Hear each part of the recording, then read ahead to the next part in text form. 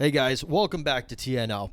We're changing things up a little bit here, and what I'm going to do is about what I figure will be a maybe a 5-part mini-series on how to build a 600-yard hunting rifle for about $600.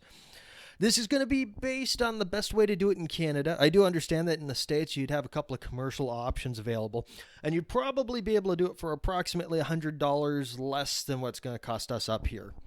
Now that being said, this is a 600-yard hunter we're shooting to build.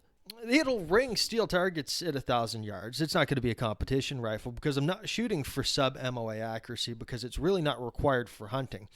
What we're looking for when it's all said and done is a gun that shoots about 1.5 or 1 3/4 MOA. All right, the basis for this build is going to be the Swedish M96 platform. There's approximately three plus dozen of these actually at TradeX right now. They're second-hand rifles, but you can pick one of these Swedish-made guns up complete for $225 to $275.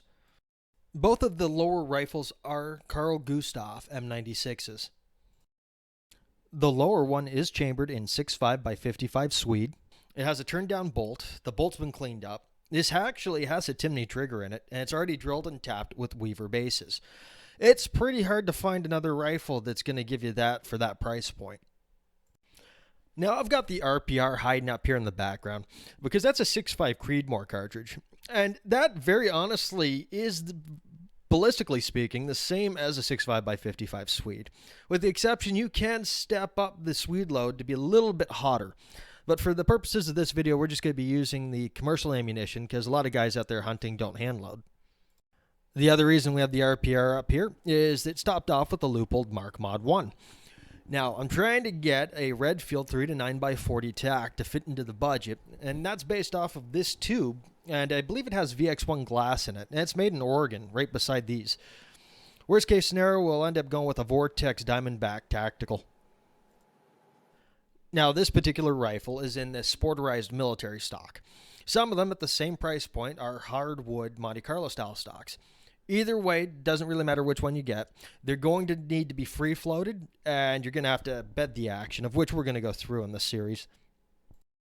Now, the rifles with adjustable triggers, I can't say they're all Timneys. This one's a Timney.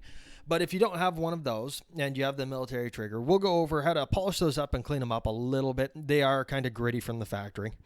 The other reason I like the 6.5 chambering, other than its internal and external ballistics at 600 yards, is with the barrel contours on the 8mm and the 6.5 being the same and having the same outside diameter, the barrel on the 6.5 is actually heavier just because there's less material removed out of it.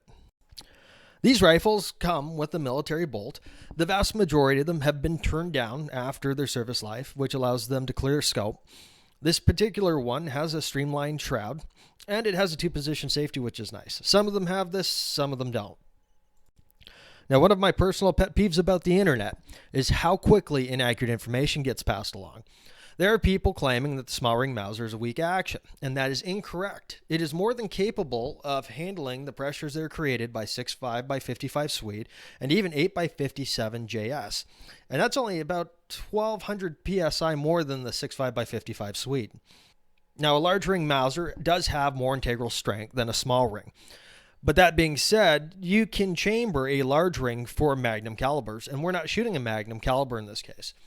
The other main difference is that a small ring has 2 locking lugs instead of 3 on a large ring, and the small ring doesn't have gas ports. One of the other reasons I really like Mausers for hunting rifles is their controlled feed action instead of having a push feed action. Alright, on to the topic of caliber selection. Now, my main or primary caliber for this would be the 6.5 by 55 Swede.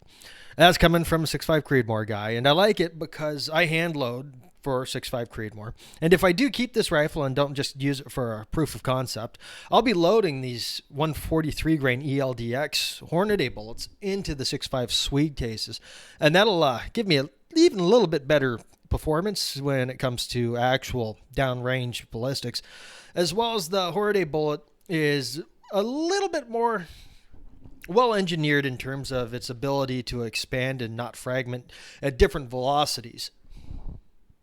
For the sake of simplicity, we're going to say that the 139 grain soft point by PPU will be your best bet if you're not actually a hand loader. Now, a good secondary option for Canadians would be the 8x57JS.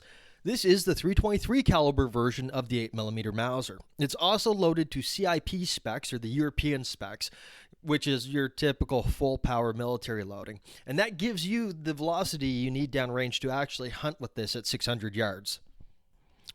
A good secondary option for our friends south of the border would be the 6.5 Creedmoor, as it shares its ballistics more or less with the 6.5 Swede. And you guys can go into a store and buy a factory new rifle for about the same price as our used M96s.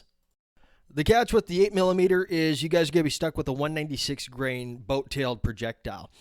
This that you're looking at is a flat base for a sub 300 yard hunter that I hand load for, and it doesn't have the ballistics to get you to 600 yards. Well, that should give you guys a rough idea of what we're shooting for. In the next segment, we're going to look at how to inspect your action in stock to ensure you've got a good base for your project. It'll be roughly centered around any issue an M96 might have, but a lot of those would also convey over to any other used bolt-action firearm. We'll also look at how to get that barrel free-floated and how to properly bed that action into the stock. This is going to be a fun and informative build, so guys, follow along and we'll see you next time.